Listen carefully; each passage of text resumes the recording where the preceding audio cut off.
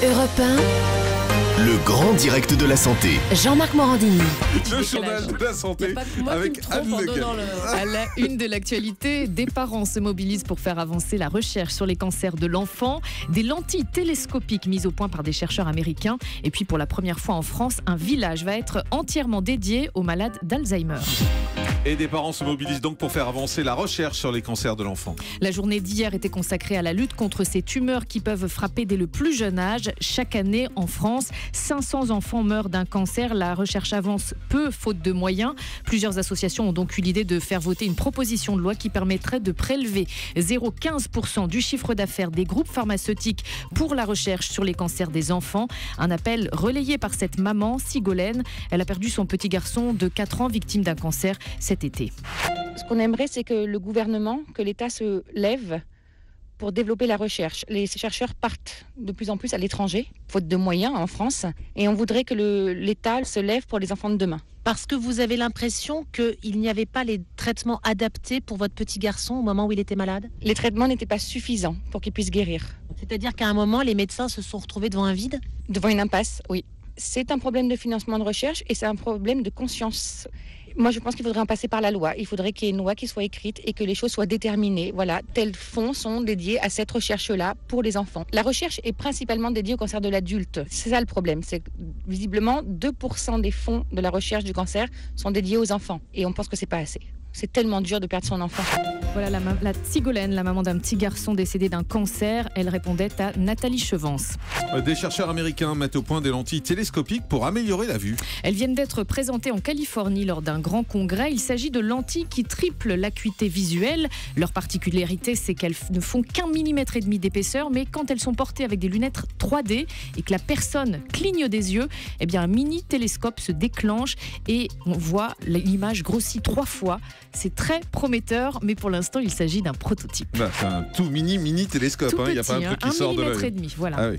Pour la première fois en France, un village va être entièrement dédié aux malades d'Alzheimer. Le Conseil général des Landes, inspiré par l'exemple des Pays-Bas, vient de lancer le projet. Ça n'est ni un hôpital, ni une maison de retraite. Les détails avec Stéphane Place, le correspondant d'Europe 1 dans le Sud-Ouest.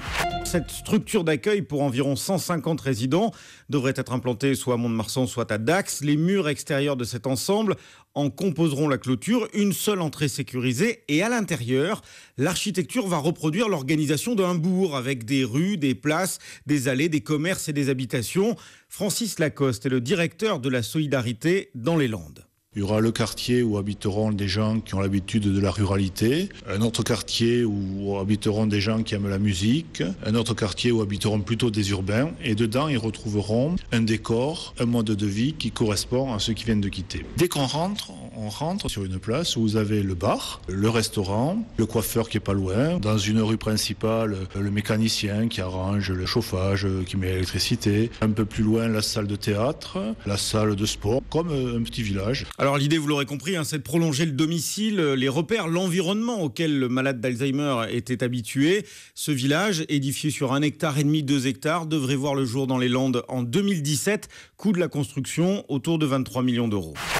Des cancers de la thyroïde sont apparus chez des enfants au Japon. Le lien n'est pas formellement établi avec la catastrophe nucléaire de Fukushima, mais compte tenu du profil des victimes, tout le monde y pense. La glande thyroïde est une éponge à iode, en particularité chez les enfants, en particulier d'ailleurs chez les enfants en croissance.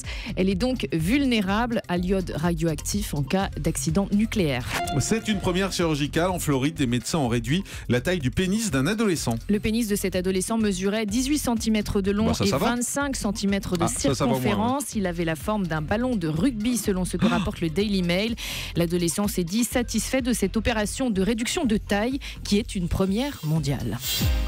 Le chiffre du jour, c'est 25. 25, d'après les chercheurs britanniques. Julie, les ça l'a fait feux rêver. rouges... Attendez. Quoi ? Julie s'en est pas encore remise. Qu'est-ce que vous vouliez nous expliquer ? Non, le chiffre du jour, c'est 25. Ah oui, c'est ça. Voilà. Centimètres ? C'est pas les dessins que vous faisiez et les gestes avec vos mains. Voilà. Allez-y. Donc 25, mais alors cette Enchaînez, fois, ma petite c'est fille. 25. Les feux rouges représentent 25% de l'exposition totale aux particules fines. En clair, rien qu'en s'arrêtant aux feux rouges, on avale un quart du total des fumées polluantes pour nos poumons. Ces chercheurs conseillent donc de façon très pragmatique aux automobilistes de fermer les fenêtres de la voiture quand ils attendent au feu. Merci beaucoup. Europe 1, Le grand direct de la santé. Jean-Marc Morandini.